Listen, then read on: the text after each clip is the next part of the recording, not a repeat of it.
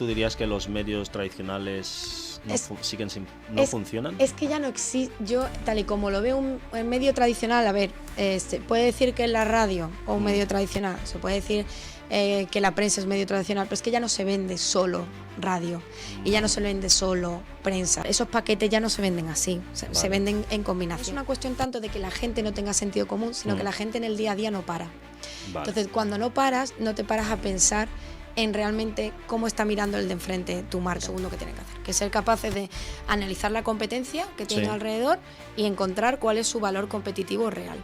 Entonces ya puedes pararte a pensar qué puedo hacer con 20 euros o qué puedo hacer con 40 euros. Lo que más me cuesta encontrar en los perfiles junior a los que entrevisto, gente con proactividad. Sí.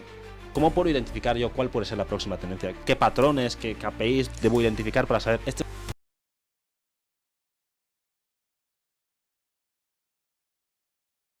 Muy buenas, nuevo capítulo de The Orbes Cast, este podcast sin el que no puedes vivir, por supuesto. No, es broma. Es un placer para nosotros estar aquí en un nuevo episodio. En este podcast traemos gente muy diversa, hablamos de distintos temas y hoy vamos a hablar de un tema que ya que se acerca el veranito, hay muchos espacios donde a uno le puede entrar la neura de oye, quiero emprender, quiero montar un proyecto, quiero hacer no sé qué. Y la persona que hoy traemos nos va a hablar precisamente de eso, de cómo vender tu proyecto, de cómo hacer el marketing de tu startup o de tu proyecto personal, etcétera, etcétera. Hoy nos acompaña Azahara Vera Cobos. Azi, ¿qué tal? ¿Cómo estás? Muy bien, muchas gracias. Encantada de estar aquí. Eres experta en marketing y Head of Scouting en Startup White Guys. Ahora nos comentarás un poco más de todo lo que haces ahí.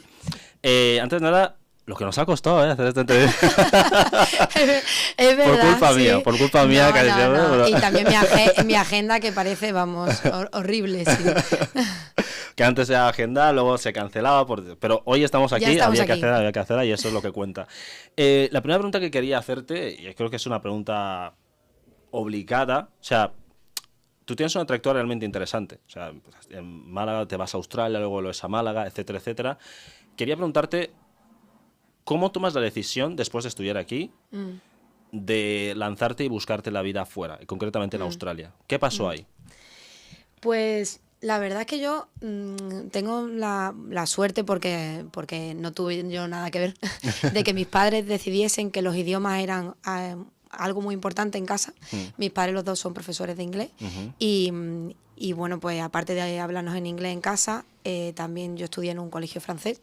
Entonces yo de siempre he tenido los idiomas en casa muy presentes, y los idiomas presentes no solo como un elemento de comunicación, sino como un elemento de apertura al mundo. Entonces nosotros siempre hemos viajado mucho y también tuve la suerte de que mis padres nunca han sido miedosos, y nosotros hemos empezado a viajar solos de campamento en el extranjero muy pequeños. Yo la primera vez tenía 13 años cuando me fui sola. ¿A qué país fuiste? Pues el primero muy cerquita, Irlanda, pero al año siguiente ya me fui a Eslovenia. Y al siguiente me fui a Canadá. Entonces, sí, ha sido, en mi casa era era muy común no estar en casa, por decirlo así de una manera. Y estar fuera y aprender de gente de fuera. Entonces, yo siempre tenía claro que parte de mi carrera profesional en algún momento sería fuera. No sabía muy bien dónde, pero sabía que sería fuera. Y en ese momento tú ¿hiciste la carrera aquí, si no me equivoco? Yo estudié publicidad aquí, me fui de Erasmus a Inglaterra un año, pero estuve aquí, la mayoría de la carrera aquí en Málaga. Después del Erasmus, imagino que volviste. Volví, sí, y ya luego cuando en el último año de carrera, es una historia un poco larga, pero tuve la suerte. Bueno, la cuento un poco rápido porque creo que quizás si alguien está en esta tesitura a lo mejor le venga bien. Yo no tengo nadie en mi familia que sea del sector de publicidad. Son todos profesores, de hecho no solamente mis padres, sino mis tíos, mis tías, todo el mundo. Entonces, yo en mi casa, nada que no sea funcionario, no era una carrera, quiero decir, que tuviese a mi alrededor. Para ver. Entonces, cuando yo empecé a estudiar publicidad, yo tenía claro que no conocía a nadie del sector y que no sabía muy bien cómo hacerlo. Entonces, en la carrera, ya no sé si sigue existiendo, pero había un congreso que se llamaba Cominteractiva y era un congreso de publicidad que organizaba organizaban los profesores. Entonces traían gente que venía a dar charlas a la Universidad de Málaga. Vale. Y daban charlas, pues, nada, un evento normal, ¿no? Pero yo me di cuenta el primer año que fui que no tenían voluntarios ni ayudantes. Vale. Entonces yo me acerqué a uno de los profesores y dije, no te importa que yo te recoja aquí un grupo de gente y de forma voluntaria os ayudemos el año que viene al siguiente congreso. Y obviamente decir que no, algo así, pues, Claro. entonces, pues me dijeron que sí, y en ese congreso pues yo me responsabilicé pues de encargarme de algunos de los speakers que venían. Sí. Y uno de ellos se llama Nacho Suance, que desde aquí, si me escucha luego, le mando un saludo muy grande. Me dio la oportunidad, bueno, fue él el que me dio la idea de irnos todo el grupito de voluntarios a Madrid, Vale. a conocer un poco el mundo de las agencias de publicidad. Entonces yo monté ese grupito, nos fuimos a conocer a las agencias, y yo llevé un currículum que te puedes imaginar, no ponía prácticamente nada, estaba en segundo de carrera, y me fui, y esta persona me ofreció trabajo en su empresa. Pero yo le dije que no, porque estaba en segundo de carrera y quería terminar la carrera, pero que seguiríamos y me dijo él, bueno, seguimos en contacto y cuando termine hablamos a ver pues en qué punto estoy, dónde estoy y tal. Y pues yo seguí martilleándole, cada X meses le iba contando lo que había estudiado en la universidad, el examen que me había salido bien, o sea, unas cosas que seguramente... Pero él muy agradable, siempre decía, claro. Muy bien, Azahara, sigue estudiando, lo está haciendo fenomenal. Hombre, y es buena forma de mantener el contacto. Y muy agradable también por su parte, Claro. porque una chaval estudiante de universidad que tampoco le estaba aportando absolutamente nada. Pero bueno, llegó el último año de universidad y le volví a escribir como siempre. Me dijo, pues me acabo de cambiar a Vocento, al grupo Vocento, y estoy de director del departamento de publicidad digital y me hace falta un perfil junior. Y así me vine. Literalmente me quedaba un examen por aprobar y me vine me vine a Madrid y luego tuve que volver a hacer ese examen que me faltaba, pero me vine con, pues eso, con la carrera recién terminada. Recién terminada y con trabajo. Sí, tal cual, desde el primer día. El sueño de muchos, ¿eh? Claro, no, pero para mí esta historia, lo que yo me gustaría, o lo que yo me quedo de esa historia es que yo fui a buscarme un poco la oportunidad, Exacto. porque yo sabía que no tenía a nadie que me pudiese ayudar. Entonces, Exacto. bueno, si no empiezo yo a hacer lazos dentro del sector, ¿cómo voy a hacer esto? ¿Sabes? Porque tampoco tenía posibilidad de hacer un máster a continuación, que muchos de mis compañeros sí lo hicieron. Yo no tenía esa posibilidad, entonces yo tenía que buscar trabajo. En fin. Claro. También es suerte, obviamente, es una combinación de muchas cosas que no... Claro. Pero sí, Pero salió ahí, bien. ahí se nota las ganas y que tú misma te pusiste, oye, quiero llegar aquí, voy a hacer lo que esté en mi mano y lo Voy que a tenga que ver. suceder, que suceda. Sí. Y de ahí, ¿estás en Vocento? ¿Era? En Grupo Vocento, sí. Grupo Vocento. ¿Cómo y cuándo llega el salto a Australia? Pues estuve en Madrid 8 años. Estuve trabajando en grupos de medio de comunicación, luego en agencias de publicidad, y en el último año que estuve en Madrid me seleccionaron para representar a España en el Festival de Publicidad de Cannes, Vale. que es como el Festival, Como el de, Festival cine, pero de publicidad. Vale, no sabías que existía. Sí, Vale. a nivel de publicidad es el más grande del mundo. Lo que pasa es que si no estás en publicidad... Pues... No lo... Los que estamos en publicidad creemos que es súper importante, pero solamente lo conocemos nosotros. Entonces, pues cuando fui allí, no gané allí, pero conocí a muchísima gente interesante. Y una persona que estaba en una agencia de publicidad en Nueva York me ofreció llevar el departamento de publicidad online para Nestlé en Nueva York. Vale. Una marca importante, Nestlé. Sí, claro. pero no por un tema, en fin, larguísimo, pero un tema de visado, por poner en resumen, al final no salió. Entonces yo me quedé destrozada, pero ya con la mente, pues como te decía antes, yo sabía que yo quería trabajar fuera. Y entonces pues me dije, yo esto lo tengo que conseguir en algún momento, en algún sitio. Hablé con mi pareja, que me apoyó en todo momento, y le dije, mira, yo quiero irme fuera. Me dijo, yo mientras se hable inglés, me da igual, ¿sabes? Abre el mapa y vamos donde tú digas. Y entonces pues encontré que en Australia el ratio de penetración digital es de los más altos del mundo. Entonces supuse que quizás los perfiles de publicistas especialistas en digital estarían demandados. Y pues tuve la suerte que mandé una cantidad ingente de currículum hasta que ya me hicieron caso y tuve la oportunidad de elegir entre dos trabajos y así fui. Como me fui a Australia con el visado de trabajo ya desde aquí, entonces me fui fácil, porque ya iba allí con mi visado de trabajo para mí, me pagaron también el visado para mi pareja, entonces íbamos los dos. Qué bueno, qué bueno, qué Muy bueno. bien. O sea, yo destaco esa historia, tu incansable... Yo me imagino lo de los currículums, te habéis una cantidad ingente y parece... Por eso lo has dicho rápido y puede parecer que es algo que ha pasado así y demás, porque yo también estoy en una situación de tener que mandar currículums constantemente y no recibir respuesta. Es horrible. O recibir respuesta de, oye, gracias por tu solicitud, pero no. Digo, Dios. Es horrible. Es horrible. Pero luego llega la buena noticia y de repente te... De repente llega. Yo tengo esa experiencia, me ha pasado a nivel profesional casi siempre en mi vida. O sea, yo en Australia, todos los puestos que yo veía, en todos ponía que si no tenías visado, no, ni echase el currículum. Pasa que yo decía, mira, claro, me da igual, yo lo voy a echar y ya está. Y entonces di con una recruiter, una especialista de recursos humanos de allí, que vio mi currículum y que le dijo, mira, y bueno, yo a todo esto, acompañando mi currículum, como historia graciosa, escribí una carta, la típica carta que te dicen carta de presentación. ¿No? Sí. Yo escribí la mía y la puse, cambié el color de la fuente y la puse en verde. Vale. Y al final de la carta puse, esta carta está escrita en verde porque es el color de la esperanza. Y tengo la esperanza de que alguien me dé esta oportunidad.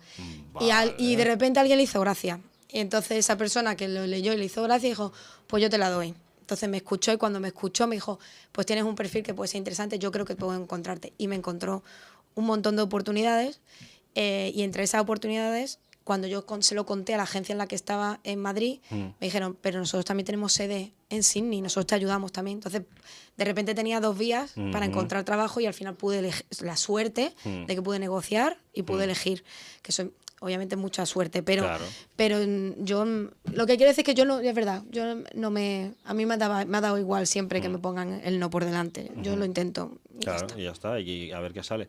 Hablando del tema del marketing, que es un área en el que tú eres una gran experta, quería preguntarte, para alguien que está empezando su startup y no tiene recursos para invertir en marketing, evidentemente por ahora, con todas las herramientas gratuitas que tenemos, las redes sociales y todo el tema, etcétera, etcétera, ¿cuáles son los primeros pasos que debería dar a nivel estratégico para, digamos, posicionar su marca, su producto o servicio?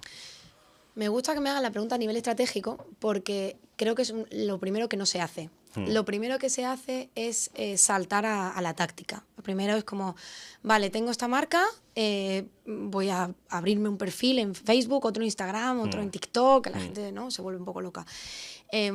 Y yo, una de las cosas que he aprendido, además de trabajar con startups, primero que cuando tienes todos los recursos tan limitados, de dinero no solamente significa dinero, sino también significa gente. Entonces, cuando sois pocas personas, cuando el equipo tiene pocas personas, no puedes asumir el rol de community manager de 6 redes sociales. Eso para empezar.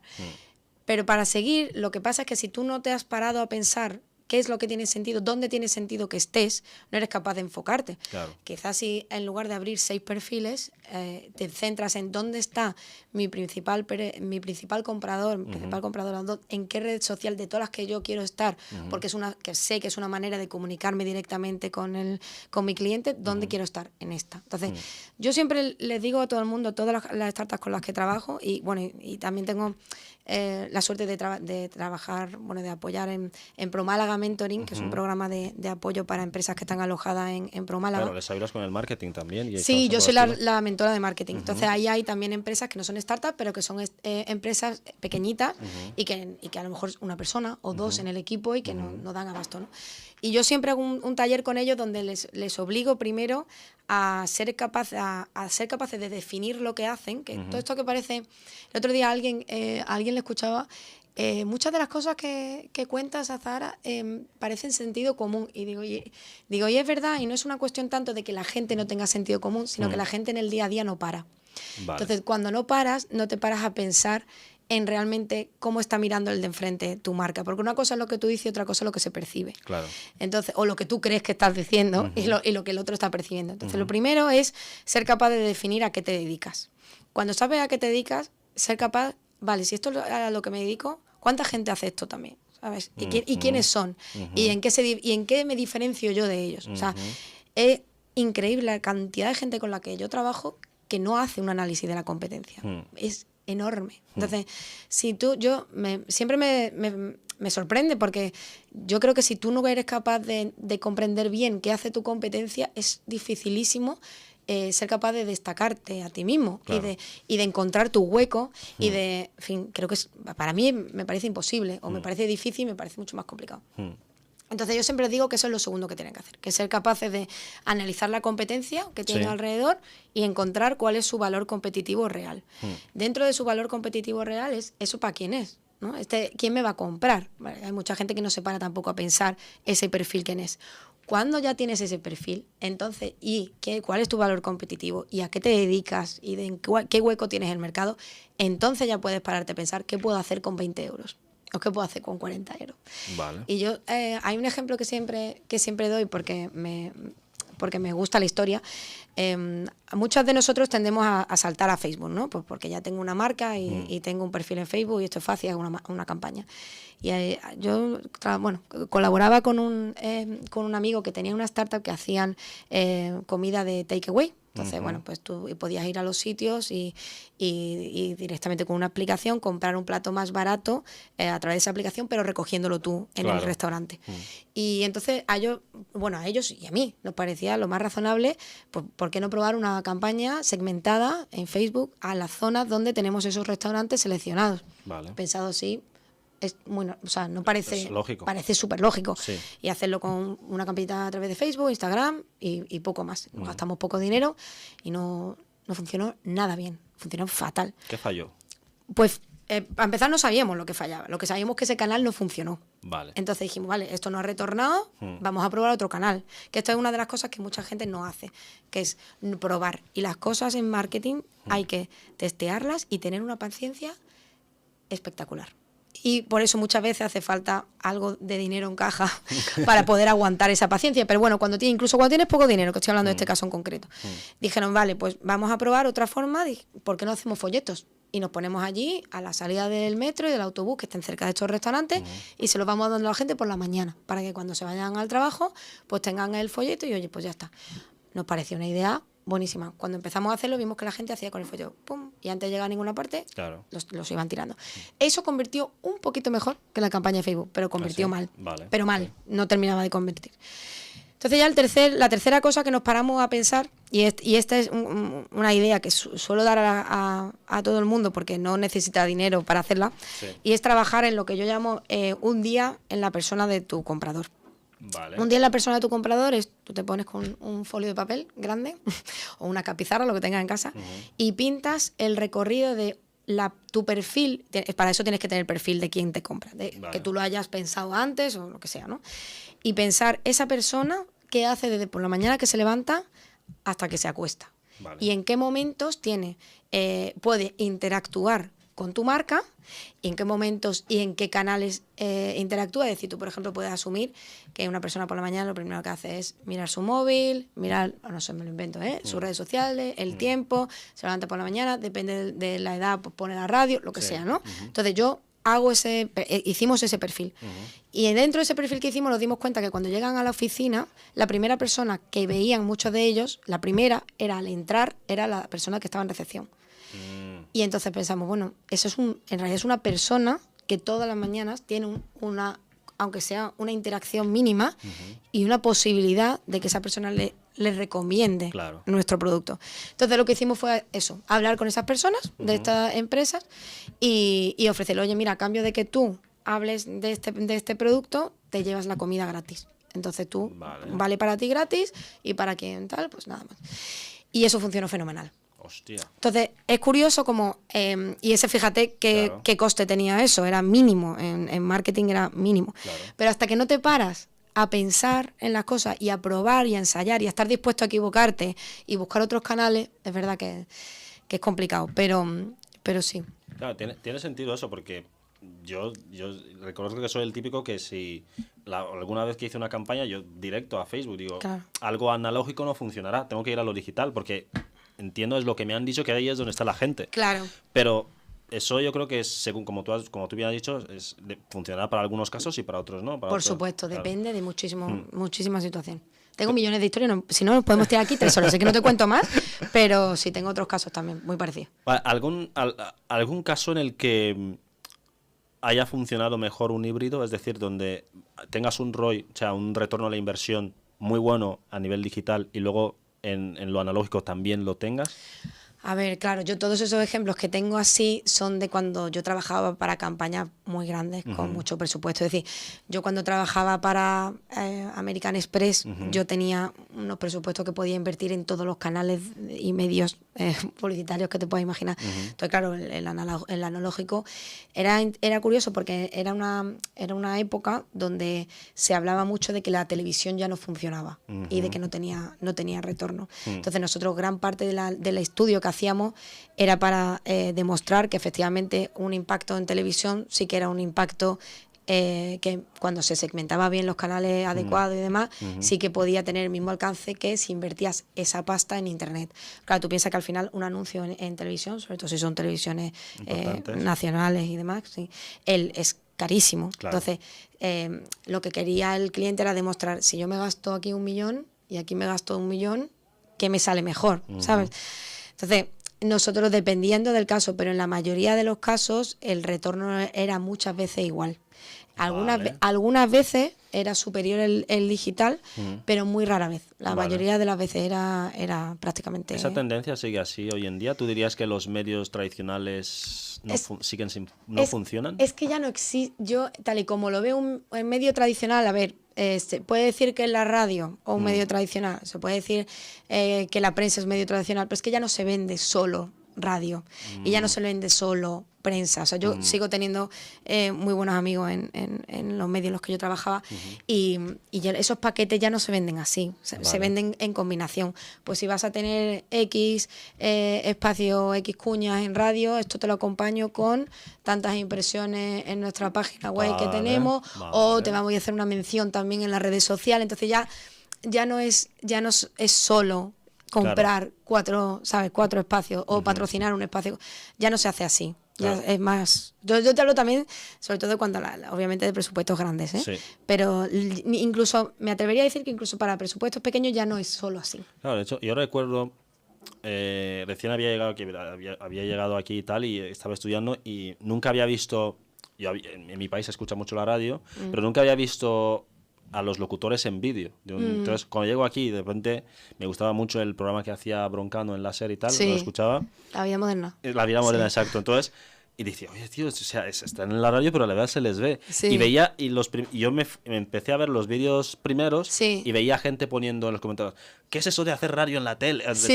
Y era como, pero de pronto vas viendo la evolución y la gente se va acostumbrando a eso y ahora no te imaginas un podcast o un radio sin vídeo. Sin vídeo. O sea, es algo impensable hoy en día. Sí, es verdad. ¿Cómo puede una... O sea, esto, las grandes empresas que tienen grandes presupuestos pueden hacer un estudio de mercado y ver cuál va a ser la tendencia. Sí. ¿Cómo una persona que está empezando puede decir, oye, por ejemplo, los podcasts ahora mismo están muy de moda, ¿cómo puedo identificar yo cuál puede ser la próxima tendencia? ¿Qué patrones, qué KPIs debo identificar para saber, esta es la próxima ola y tengo que montarme ahí antes de que todo el mundo esté? ¿Cómo se puede hacer eso? ¿O es difícil? No, es incluso difícil también para los que tienen presupuesto grande, es muy complicado. Para los que tienen presupuesto grande es relativamente más fácil porque pueden coger y tirar el dinero para testear. Exacto. Cientos de opciones, pero los que tienen presupuestos más pequeños, eso no se puede hacer. Para mí es que, esta es mi opinión, para mí no es tan interesante subirte a la cresta de la ola antes de que la cresta de la ola esté, sino ser capaz de encontrar cómo comunicarte, dónde está tu público objetivo. Vale. Es que quizás no está, a lo mejor tu público objetivo ideal no se sube a esa cresta de la ola de la que hablas, o no le interesa. Vale. Entonces, para mí en marketing, no me parece eso tan interesante. Cuestión aparte es cuando tú eres, por poner un caso grande, Coca-Cola, y tú al final ya tienes una marca asentada, pero tú tienes que mantener tu reconocimiento de marca y tu porcentaje de consideración entre lo que eligen los consumidores. Entonces tú al final ahí estás abocado un poco a seguir a la cresta de la ola. Vale. Pero me parece que para los que tienen presupuestos más pequeñitos, yo no lo vería tanto así. Vale. Yo vería más de qué le interesa a mi consumidor, cómo puedo hacer esto y tal. Pero luego hay otra forma de empezar a hacer hacer marketing, por llamarlo así de forma más genérica. Sí. No sé si conoces el ejemplo ahora reciente de Magnific, supongo que habrás No me escuchado. suena, a ver, No, esto es una historia increíble. Cuéntame. Pues Magnific lo han creado dos murcianos espectaculares, que se llaman Javier y Emilio, perdóname si ahora me confundo.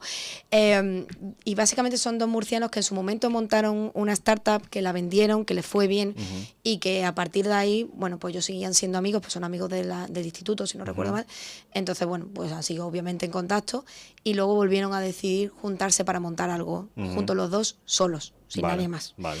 Y entonces ellos empezaron, sobre todo uno de ellos, a coquetear mucho con la inteligencia artificial. Y la inteligencia artificial aplicada al diseño. Vale. Entonces, bueno, pues cómo podía hacer para mejorar la calidad visual de una imagen a través de inteligencia artificial. Entonces empezó a juguetear y a coquetear con eso hasta que decidió con Emilio crear una herramienta propia que ayudase a eso, ¿no? A mejorar la calidad de las imágenes. Es una forma súper genérica de explicarlo y que, que es completamente injusta con todo lo que con todo lo que hacen, pero por ponerlo pero te tal. entiendo. Y una de las cosas, hay muchas cosas interesantes en este caso que te recomiendo muchísimo que lo investigues, pero una de ellas es que no se gastaron ni un duro en publicidad. Porque Javi ya tenía una comunidad muy grande que le seguía en Twitter. Vale. Principalmente en Twitter, porque él ahí era donde comunicaba todos los avances y todas las cosas que él estaba aprendiendo mientras jugaba con la inteligencia artificial. Entonces empezó a crearse esa comunidad de gente que le interesaba lo que él estaba investigando y lo que él estaba contando. Y al crecer esa comunidad, cuando él lanzó Magnific, lo que hizo fue decírselo a su comunidad. Oye, mira, estoy creando esto, ¿qué os parece? ¿No? Y la gente flipó, ya te digo, porque obviamente además era gente, si lo piensas fríamente, gente interesada específicamente en la inteligencia artificial porque te está siguiendo por esto. Entonces, él sin ningún tipo de gastarse nada de pasta. Bueno, creo recordar que le escuché en algún sitio que se gastó nada, algo mínimo que ni siquiera le funcionó bien en influencer marketing. Vale. Y no le funcionó muy bien, y sin embargo lo que le funcionó bien fue conectar bien con su comunidad, decir, señores, tengo esto, lo saco, ¿qué os parece? Este es el precio, además desde el principio con precio, vale. Nada de freemium, y la comunidad, bueno, hasta el punto de que Freepik, que si los conoces, sí, a Freepik sí los conozco, pues sí. los ha comprado Magnific. Vale. No ha salido por cuánta pasta, pero bueno. La noticia bien. sí la vi, pero vi que Freepik había comprado algo, pero no sabía muy bien. Pues esa es la historia de estos dos murcianos espectacular que montaron esto los dos solos.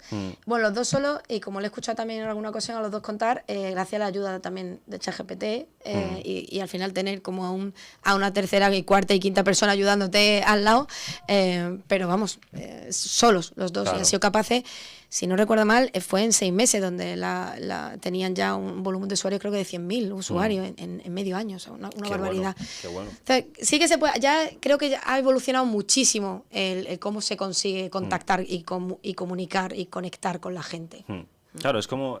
Eso es un punto muy importante porque es otra parte que quería comentarte, lo de la marca personal, ¿no? Esa parte de que desde tus conocimientos o desde incluso ya simplemente desde tu personalidad, valga la redundancia, tú puedas crearte una comunidad importante a las que luego puedas ofrecerle un servicio, un producto e irles escalando, ¿no? Entonces, sí. Yo sé que esto es un tema que está muy de moda y todo el mundo quiere crearse una marca personal. Quiero preguntarte cuál es la forma adecuada de hacerlo. Es decir, es suficiente con coger un móvil y empezar a hablar. ¿Tengo que ser un experto en un tema? ¿Me valgo simplemente de mi simpatía o es una mezcla un poco de todo? ¿Qué dirías tú?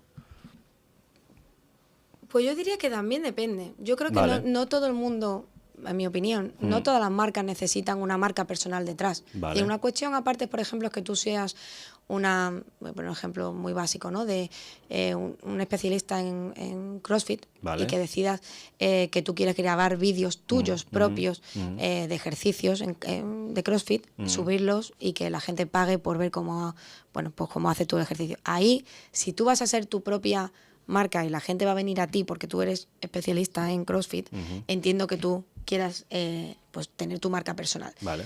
Pero si piensas en marcas grandes, muchas de ellas no tienen una identidad personal detrás. No la hay. Lo que tiene la identidad es la propia marca. La propia marca. Y las personas se asocian un poco a esa marca. Es decir, Ahí depende, obviamente, depende de lo que se esté anunciando y del tipo de producto, del tipo de servicio. Pero no todo tiene una marca personal detrás. Yo, para mí, es más, para mí una marca personal a veces te puede limitar. Porque si tú, por ejemplo, quieres expandir tu mercado y eres, por ejemplo, un especialista en CrossFit, por seguir con el mismo ejemplo, si tú de repente te está yendo muy bien, pero claro, tu marca está ligada a ti, a hacer los vídeos tú, ya no puedes tener a nadie, no puedes coger a nadie a que te haga ¿sabes? Que haga los vídeos y que ponga abajo hecho por Expe o hecho por... Entonces, yo creo que la marca personal está muy bien y tiene mucho sentido en algunos casos. Sí. Yo creo que para todo no, Vale. en mi opinión. Vale, ok. De hecho, es un punto de vista muy interesante porque está muy de moda y todo el mundo quiero hacer una marca personal, no sé qué. Y me he conocido a mucha gente que muchas veces es frustrante y además eso entra un poco con lo que tú comentabas de la estrategia, ¿no? Que uno, pues mira, oye, quiero hacer una marca personal, ¿qué hace la otra persona? Pues calco exactamente lo que hace esa persona sin marcarme yo los objetivos, sin hacer una estrategia que se adapte a mí, etcétera, etcétera, ¿no? Has hablado antes de las grandes empresas y me gusta mucho una frase que no sé si la dijiste tú o la voy a parafrasear o algo así, es como que en el cole era mal en mates, pero luego he gestionado campañas millonarias, ¿no? Algo por el estilo. Eso es así. Era muy mala en matemáticas, no mala, malísima. Entonces, claro, cuando a ti te confían una campaña con esos dígitos y tú lo comparas con tu experiencia en mates en el instituto o en el colegio, ¿cuál es la sensación?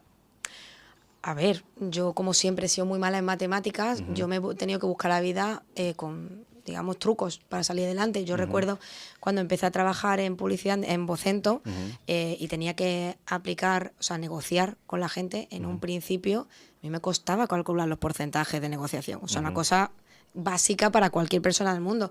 ¿Qué hacía yo? Pues yo me volví la mejor amiga de Excel. Vale. Entonces yo dije, bueno, si yo aprendo cómo se hacen estas fórmulas, yo le pongo lo que quiero y que la fórmula... Bueno, y eso cuando todavía, obviamente, no había ni inteligencia artificial a la que directamente preguntarle, claro. Oye, mira, que cuánto es el 20% de no sé cuánto, fin. Ahora, en mi época, pues yo me hice mis 4 fórmulas, me aseguré de que estaban bien hechas y eran las que yo usaba. Claro. Y eso me valió un poco en general para toda la vida. ¿Qué pasa? Que yo, como era tan delicado, con los números para mí era un tema muy delicado, yo revisaba todo 500 veces. Entonces sí había, pues no sé, unas planificaciones de medios digitales gigantes, ¿no? De millonarios con cientos de líneas, pues yo revisaba muy bien línea por línea, que estaba todo bien. Y hay gente que a lo mejor, que sí se le da muy bien los números, que de primera, yo se lo he visto, es capaz de ver un error en un número. A mí eso me costaba muchísimo. Entonces, ¿qué ha pasado? Me he vuelto mejor con el tiempo, pero a fuerza de practicar. de practicar y de que no me ha quedado otra. Pero sí, al principio me parecía rarísimo, pues yo decía, la voy a liar, en cualquier momento la voy a liar, voy a decir que esto vale 1.000 euros y vale 100.000, o sea, siempre, pero nunca me ha pasado. Pero creo que sí, por el miedo que me pasase, me curé yo misma, me puse formas en las que no me pudiese ocurrir.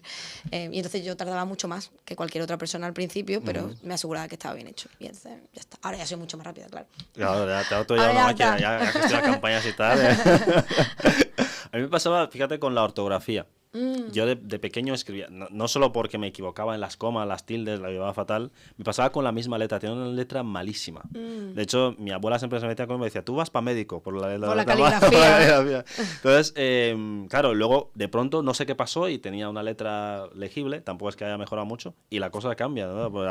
Como tú dices, a base de forzarte, ¿no? A base de, sí. Cambiando un poco de tema, quiero ver un poco la línea de las marcas grandes. Por ejemplo, hay cuando tú entras en un contexto como es el de los refrescos, hablando concretamente de Coca-Cola y Pepsi, que son los dos titanes que están ahí dominando todo, yo veo muchas veces, hay una campaña muy famosa que hizo Pepsi, la de que para cogerte una Coca-Cola, pues el chaval mete la moneda, pilla 2 Pepsi, entonces, una campaña brutal. Entonces, quiero saber si una competencia así tan agresiva, cuando tienes un competidor muy fuerte que está muy alineado contigo y que si te descuidas se queda con tu nicho de mercado, ¿hay algún tipo de ética a la hora de hacer competencia a nivel de marketing o no la hay? A ver, más que ética hay leyes. Vale. Entonces, cuando no se puede, digamos que no te puedes sobrepasar las leyes, pero mientras no te pasen las leyes, tú puedes hacer prácticamente lo que quieras. Vale. ¿Qué pasa? Que en el caso de Pepsi y Coca-Cola, si te fijas, como Pepsi, la imagen de marca que tiene Pepsi es muy cañera. Claro. Entonces ellos, digamos, el límite de hasta dónde pueden jugar con su marca es superior al de Coca-Cola. Vale. Porque Coca-Cola, la imagen de marca que tienen es mucho más familiar. Claro, Papá Entonces, Noel, toda esa cosa. Y muchísimo más familiar. Entonces, claro, ellos pueden, o sea, se pueden competir, pero yo creo que lo que siempre han hecho muy bien las dos marcas es jugar hasta el límite de donde pueden jugar. Vale. Pues Pepsi.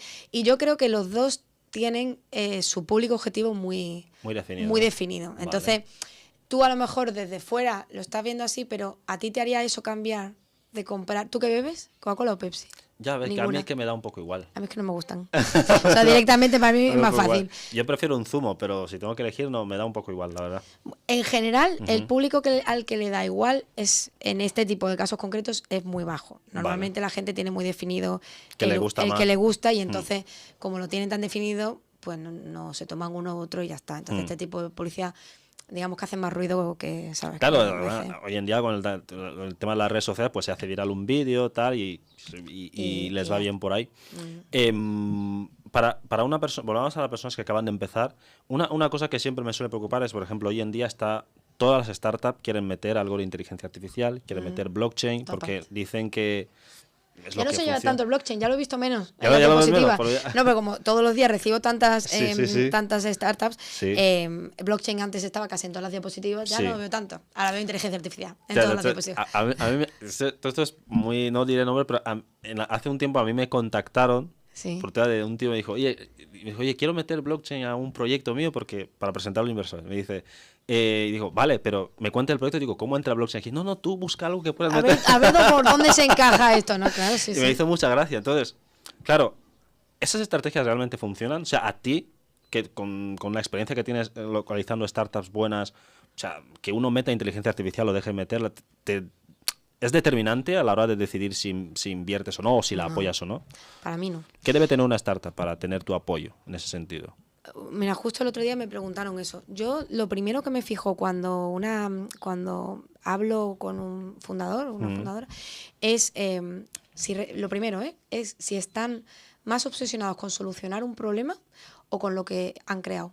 Eso es lo primero. Vale, porque sí es lo he visto mucho, que cuando tú te obsesionas mucho con lo que has creado, no estás dispuesto a modificarlo, ni a pivotarlo, ni a tal. Lo más normal en cualquier startup del mundo es que te toque pivotar y te toque cambiar. Entonces, si tú no estás ni siquiera abierto a eso, mal vamos.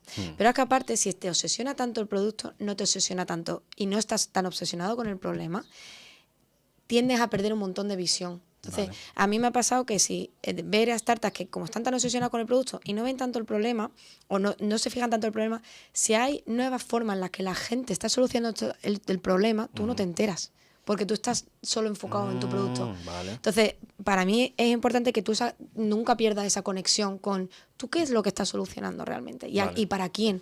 Y esa gente ha encontrado otra forma de hacerlo y tú no te has enterado, y lo que estás proponiendo ya no tiene, ¿sabes? No tiene validez, porque la otra forma en la que lo hacen ya tiene más sentido. O sea, yo para mí eso es lo primero que me fijo. Luego obviamente, cuando hablo con las personas, luego si recibo la presentación hay cosas que no me puedo fijar, ¿no? Pero luego cuando hablan las personas se nota muy rápido si lo que te están vendiendo es inteligencia artificial por meterte inteligencia artificial en la diapositiva, o si realmente tiene un sentido fundacional dentro de lo que están creando y que entonces tiene todo el sentido que meta la inteligencia artificial. Esto es muy fácil. O sea, es muy fácil verlo casi de primeras en una primera conversación.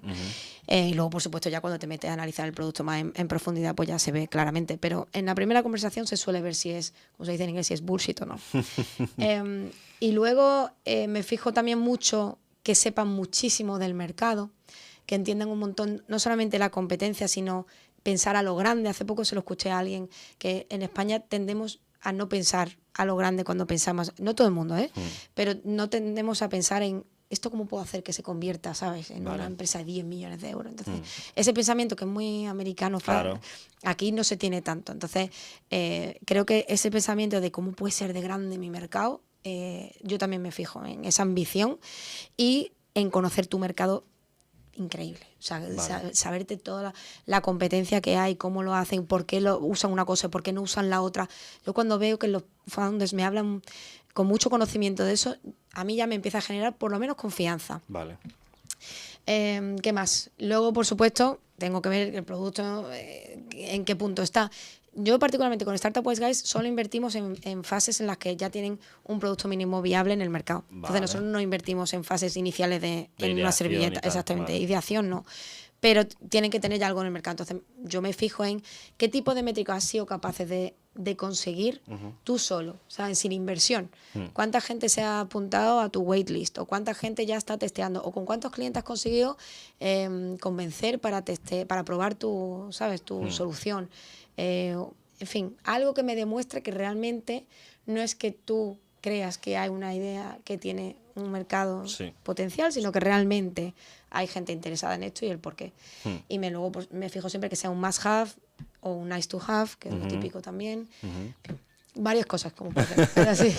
Aclara esos dos últimos términos que has hecho para la gente que no esté muy familiarizada con los conceptos. O sea, lo del, has dicho nice to have. Nice to have y must have. Vale. Must have es lo tengo, lo debo tener. Y nice O to bueno have para es, tenerlo. bueno, no estaría mal. No estaría mal. El Vale. must have paga siempre, porque lo tiene que tener, entonces Claro. tiene que pagar. El nice to have se lo piensa. No es que sea, No es que sea malo, pero... no es que sea malo, pero quizás no crece tanto, quizás no es una idea de una startup y es una idea para una empresa bien, de una pyme, Vale. pero un nice to have te va a costar mucho más que crecerlo de forma exponencial que un must have. Un Vale. must have es como, es que si no Si tengo... no lo tengo, se me va. Claro. Entonces, ¿qué criterios? Ahora lo hemos comentado un poco, pero ya así, si hacemos una lista de top 5, top 5 de los criterios que debe cumplir una startup para llamar... Hemos dicho primero, ya deben tener un producto mínimo viable. En el caso nuestro... En el sí. Startup Wise Guys Sí. deben tener un producto mínimo viable. ¿Qué más? O sea, que los founders sepan del mercado. Sí, ¿Qué más? ¿Qué más había que destacar? tienen que saber inglés. Ok. Lo siento. ok. O sea, en este caso tienen que saber inglés porque nosotros trabajamos a nivel internacional. Todos nuestros inversores son internacionales. Vale. Y nosotros, sin el CEO o la CEO no habla inglés, lo primero que pensamos es no tienes visión internacional. ¿Cómo vas a Vale. hacer esto para crecer fuera de aquí? O cómo vas a hacer para convencer, porque no hay ni una sola persona, no hay ni un investor que no quiera hablar con el CEO. Claro. Y si tú no quieres, si tú no puedes comunicarte, Con el CEO, pues no. directamente mal. Entonces tienen que hablar inglés. En nuestro caso tiene que ser B2B, es decir, tiene que ser un producto que se venda para otras empresas. O sea, B2C, B2C nosotros descartado. no invertimos, sí. Vale. ¿Por Nos- qué? ¿Por alguna razón? Sí, nosotros no invertimos en B2C como tantos otros inversores porque los negocios B2C son muy intensivos en capital. Normalmente te tienes que gastar mucha pasta en marketing Exacto. Para llegar a la gente. para llegar a la gente, mucha más pasta para retenerlo, mucha más pasta. Entonces, escala menos rápido que un buen B2B. Vale. Porque claro, si una empresa, si compra un producto o un servicio, paga mucho más el coste. Paga mucho más. Si además dentro de el B2B pues tienes por lo que sea, normalmente son modelos de suscripción, generalmente pues son modelos de suscripción o modelos de una compra anual, pues, efectivamente son precios mayores, precios recurrentes mensuales. Si además depende del volumen de gente que trabaje en la empresa, por ejemplo, pues obviamente se multiplica si eres capaz de conseguir varias empresas que tengan varios clientes, en fin. Es más jugoso. Vale. Lo más, por supuesto que hay inversores que invierten en B2C y tienen que seguir existiendo, pero es más jugoso el B2B. Es más normal encontrar inversores interesados en B2B. Yo siempre he visto, pero desde fuera, sin tener mucho conocimiento de cómo funciona esto por dentro, yo siempre he visto como que un B2C es como, para mí, en mi opinión, como que es un poco más fácil de vender porque, claro, la única barrera que tienes es el alcance, que llega a la mayor cantidad de personas posible y desde ahí, que en un embudo de venta, ir filtrándolos. Pero un B2B, no sé, a mí me resulta más fácil convencer a una empresa que compre algo que convencer a un usuario. No sé, se estoy planteando. Resulta más fácil a una empresa que un usuario. No, perdón, lo he dicho al revés. Que me resulta más fácil al usuario que a la empresa. No sé vosotros cómo lo veis en ese sentido. Es verdad que vender B2B no es fácil, pero si tú tienes un producto muy bueno que necesite una empresa, no es tan difícil vender. Vale. Mi experiencia trabajando con B2B startups es que normalmente en el momento en que tú eres capaz de tocar a la puerta, que te abra alguien. ¿Sabes lo más complicado en B2B? Los ciclos de compra. Vale. Que depende de la empresa que encuentres. Algunos son ciclos de compra de 1 mes, 2 meses, 3 meses, 6 meses. Entonces, ahí lo chungo es navegar el desierto hasta Vale. cerrar los contratos. Vale. Pero te diría que en B2C es muchísimo más esclavo. Un B2C tú tienes que ser capaz de encontrar al usuario, que el usuario te pague, que se quede contigo, porque si no se queda contigo tienes que volver a empezar. Entonces, lo más normal es que tú, del volumen de usuarios que seas capaz de alcanzar, que se queden contigo y se fidelicen, el porcentaje es pequeño, Claro. no es grande. Claro. Entonces, por ponerte un ejemplo real de marca que todo el mundo conocemos, Coca-Cola, McDonald's, su mayor volumen, aunque te parezca increíble, de compradores usuarios no son fans de McDonald's. O sea, sí. el volumen, sí, lo sé porque yo estuve trabajando durante un tiempo en Australia para una marca que allí es la competencia de McDonald's. Y entonces teníamos el análisis de la competencia que había que hacer y uno de ellos era McDonald's. Y el volumen mayor que tiene McDonald's, de gente que va a McDonald's, es gente que va entre 1 y 3 veces al año. Ese es el mayor volumen. ¿En serio? ¿Qué me estás diciendo? Sí, es el mayor. Porque ellos compran en gran cantidad las veces que van, ¿o cómo? No. Ah, ¿Qué va? Es una persona pues que va, que le va apetece y cuando tal. le apetece, pero que le va 3 veces al año. Vale. Sin embargo, los heavy users que se llaman, heavy buyers de McDonald's, son el porcentaje más pequeño. ¿Qué Vale. pasa? Que a ti a lo mejor te parece, como siempre ves lleno un McDonald's, que está lleno de gente que va siempre ahí. Vale, ok. Pero no es verdad. Claro. La mayoría de gente que llena los McDonald's son gente que está de paso, o que le pilla bien, o que tiene prisa, o que no sé qué, y eso lo hacen X veces al año. ¿Qué pasa? Que claro, para eso necesitas un volumen, atraer un volumen enorme, para que siempre quieran ir a, ¿sabes? Quieran ir a McDonald's. Vale. Entonces, eso poniéndolo a escalas más pequeñas, es un poco igual. O sea, tú para conseguir los heavy users, la gente que te compre de forma incondicional, ese va a ser siempre tu porcentaje más pequeño. Vale. El porcentaje más grande siempre va a ser el que venga y lo pruebe una vez. Entonces Ok. tú vas a tener que meterle pasta al embudo, todo, como decías tú, todo el rato. Pasta. Y por eso son tan intensivos en capital. Claro. Porque tienes que meterle dinero todo el rato para que entre gente nueva. Y al mismo tiempo, con parte de la pasta, fidelices a los que se quedan abajo del embudo. Entonces es muy... Es un poco... Complicado. Como tú has dicho, un poco esclavo. Es un poco, esclavo, sí, es Claro. esclavo. Y a mí me encantan. Yo conozco muchos negocios B2C que me flipan, pero sí reconozco que o tienes eso, una comunidad súper fiel, y luego... Pero generalmente es un poco esclavo, sí. Claro, que el B2B, al igual que lo que has dicho, los ciclos de compra, que son un poco largos. Depende, pero sí, pueden llegar a ser largos. Hay Sí. una burocracia, es una empresa Sí. y tal, depende de lo grande o pequeña que sea la Eso empresa. es, sí. Claro, una vez adoptan o tu tecnología o compran tu servicio o tu producto, el quitarle el contrato también es más complicado. Entonces, con un contrato puedes hacerte el agosto, como dicen aquí. Eso es. Entonces, y en un B2C es más complicado, tienen que Eso estar es. más usuarios. Eso Vale. es, sí. Vale. Una duda que siempre me surge es ¿qué diferencia has visto entre, como tú has trabajado en varios países, qué diferencia has visto entre la forma en la que se hace marketing, por ejemplo, en Australia, no sé, a ver si esto en Londres también has comentado? No, yo he trabajado solo en publicidad, he trabajado en Madrid y en Sydney. Lo que pasa es que he trabajado con marcas a nivel mundial. A nivel mundial. ¿Cuál es la diferencia que ves entre hacer un marketing para una estrategia de marketing, una campaña de marketing para una empresa internacional que para una empresa más local? ¿Cuál es la diferencia? El principal, dinero. La pasta. Yo recuerdo cuando yo llegué aquí, lo último que yo había hecho era una campaña para American Express, donde básicamente estábamos lanzando un rebranding de American Express a nivel mundial. Entonces se estaba haciendo en todos los países al mismo tiempo, en Australia, en Estados Unidos y tal. Y entonces en Australia lo empezamos nosotros un poquito antes, porque eso es muy común en Public, cuando tienes una marca a nivel global, porque Australia, al ser un mercado aislado, tú puedes equivocarte allí y no pasa nada. Y no pasa nada. Pero al mismo tiempo, como es un mercado muy parecido al americano y al inglés, los learnings de lo que aprendas ahí te vienen genial para esos otros dos países. Entonces, por eso es un mercado muy jugoso para testear. Entonces, nosotros empezamos el rebranding un poquito antes que en Estados Unidos. Y yo me encargué de ese lanzamiento en Australia y en Asia. Vale. Y entre otras cosas, contratamos a The Killers para que viniesen a tocar a Sydney y a Melbourne. Que es una banda de rock, ¿no? Si no me equivoco. Sí. Vale, sí. de heavy metal. De heavy metal, vale, no, pero, o sea, no sé si me has dejado como una señora mayor en no, este no, momento. no. O sea... No, les conozco. The Killers, o sea, me han matado. Pero bueno, básicamente era, es una No, eso dice de ti que sabes de buena música. Eso está bien. Vale. Bueno, es un grupo que trajimos y entre otras cosas porque queríamos volver a renacer la música que se tocaba en los locales en Sydney y que American Express fuese digamos la marca que apoyaba la música en esos locales. Vale. Y bueno, nos dejamos en total casi 2 millones de euros en todo lo que hicimos. Vale. Eso fue lo último que yo hice antes de venirme para Málaga. Y la primera vez que yo me senté aquí en Málaga con una persona que me dijo que quería que le ayudase con su marketing, me dijo que tenía 50 euros. La madre. Y yo lo primero que pensé es, pues no puedes hacer nada. Te tienes que ir con eso a tomarte unas cañas. Claro. Porque no. Lo primero que pensé, digo, pues te a cenar a un sitio rico y digo, pero no puedes hacer nada.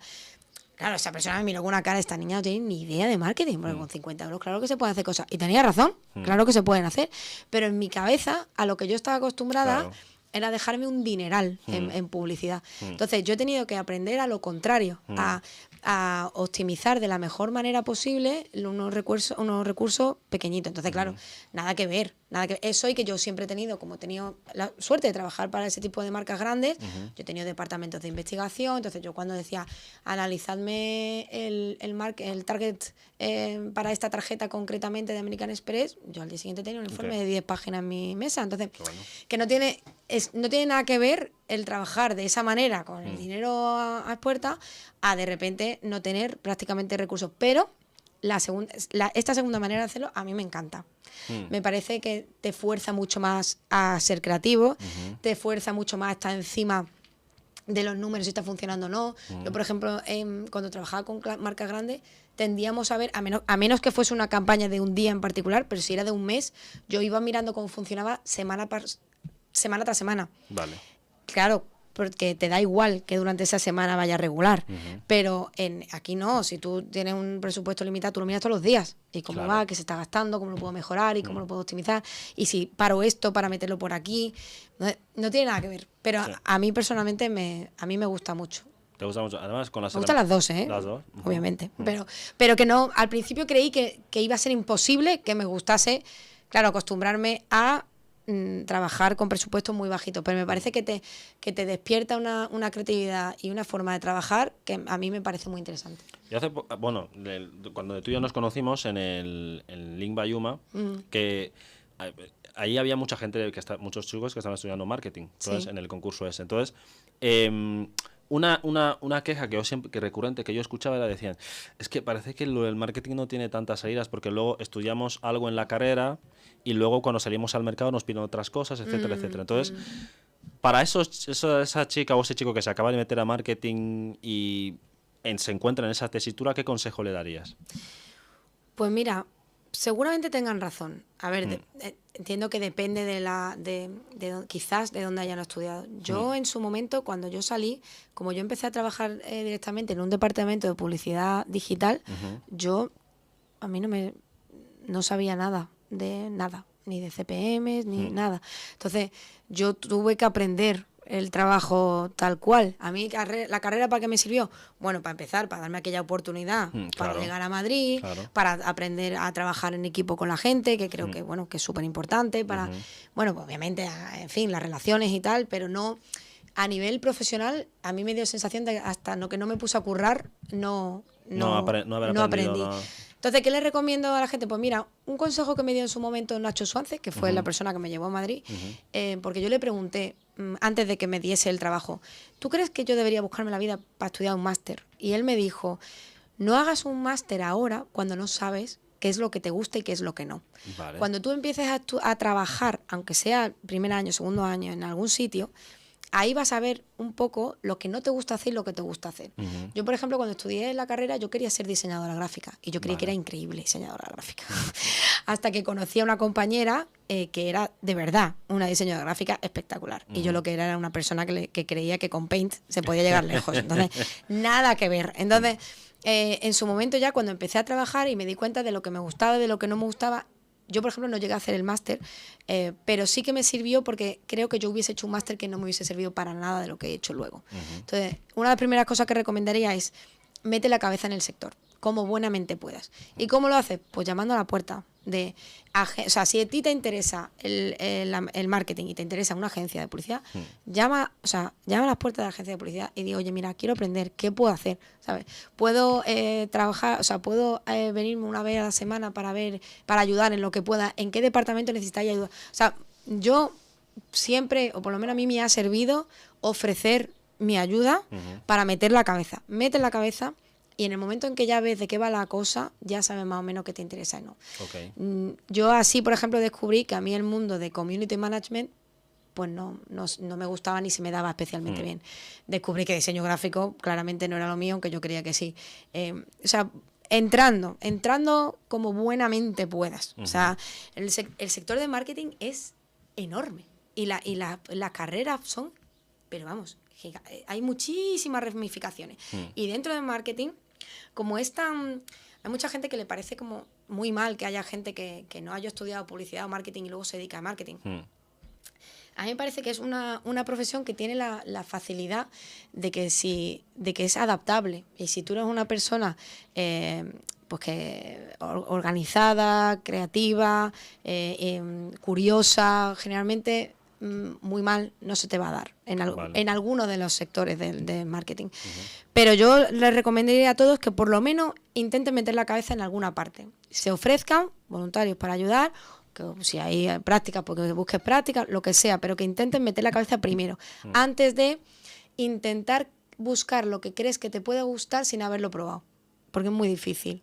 O si tú mismo, porque eso también lo ha hecho mucha gente genial, tú mismo montas tu propio proyecto para ver si te gusta. Si, por ejemplo, tú quieres dedicarte a la radio, me parece, imagínate, en un caso hipotético, me parece genial que busques soluciones como esta. Claro. Que es, bueno, pues voy a buscar una radio que me permita ensayar en una comunidad y voy a ir montando mi propia cosa y, oye, pues ya me estoy haciendo mi portfolio. Claro. Y cuando yo vaya a alguien a decirle, oye, me interesa probar, que sepas que yo ya tengo la curiosidad y tengo las ganas y por eso he hecho esto on the side. Si puedes montar algo por tu cuenta, aunque sea pequeñito, para demostrar que tienes interés, también hazlo. O sea, todo lo que demuestre que eres una persona, pues eso, proactiva. A mí me parece que eso, fíjate, es lo que más me cuesta encontrar en los perfiles juniors a los que entrevisto. Gente con proactividad, sí. Eso que tú dices de proactividad, a mí me resuena mucho porque es un poco familiar. No voy a dar detalles, pero sí, yo he llegado a conseguir una oferta de una oportunidad profesional muy buena por precisamente eso. Prácticamente un poco más o menos lo que hiciste tú, que fui a un evento y vino un tipo a dar una charla. Entonces, todos los que iban a hablar con él después de la charla iban como a venderle, mira, yo he hecho esto tal. Pero me di cuenta que nadie le estaba preguntando nada sobre él. Entonces yo fui y le pregunté, oye, era un jefazo, y le pregunté, oye, ¿cómo...? Preguntas tan raras como que la primera vez que te dieron el puesto, ¿qué pasó cuando tuviste que despedir a alguien? Entonces, ¿qué vas a hacer por esto? Y el tío le llamó la atención y le dije, oye, y luego le escribí por LinkedIn y le dije, oye, si quieres, yo me junto con un par de colegas de la universidad, nos vamos ahí y vemos qué trabajo hacéis, porque justo la empresa llevaba un año aquí. Entonces, el evento no se llegó a hacer porque no se pudo organizar, pero sí, el tipo se le quedó mi nombre y cuando hubo una oportunidad profesional me lo ofreció. Fíjate, o sea, es que... sí, y esas cosas pasan, ¿no? Y es una pasada. Es increíble la cantidad de veces que me invitan para dar algún tipo de charla en algún sitio y yo siempre termino todas las charlas, siempre. Si alguien quiere ponerse en contacto conmigo para preguntarme algo, para decirme algo, que lo haga. Ni te imaginas, en comparativa, en lo pequeño que es el porcentaje de gente que realmente se anima a acercarse, que siempre hay alguien que lo hace, claro, pero muy pequeño.